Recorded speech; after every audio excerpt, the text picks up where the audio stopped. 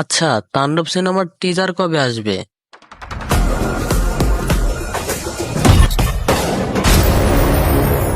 আমি জানি শাকিব খানের তাণ্ডব সিনেমার টিজারের অপেক্ষায় আছেন আপনারা। আচ্ছা, তাণ্ডব সিনেমার টিজার কোনটা আসবে, রোমান্টিক টিজার নাকি অ্যাকশন টিজার? আচ্ছা, আপনারা বলেন আগে কোনটা আসলে ভালো হয়। তবে 70% চান্স আছে শাকিব খানের তাণ্ডব সিনেমার অ্যাকশন টিজারটা মুক্তি দিবে, কেননা বলিউডের সুনীল রোড্রিগেজকে নিয়ে আসা হয়েছে এই সিনেমার অ্যাকশন পরিচালনা করার জন্য।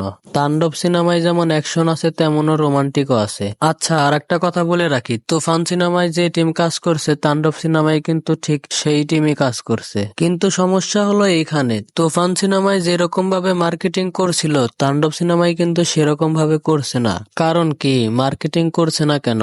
আসলে তাণ্ডব সিনেমার পরিচালক রায়হান রাফি বুঝে গেছে যে শাকিব খানের সিনেমায় মার্কেটিং করা লাগে না, কারণ শাকিব খানের একটা বিশাল ফ্যান পেজ আছে, তারাই শাকিব খানের সিনেমা মার্কেটিং করে দেয়। তুফান সিনেমার পরিচালক রায়হান রাফি বলেছিল একটা সিনেমার মার্কেটিংই হলো মেন।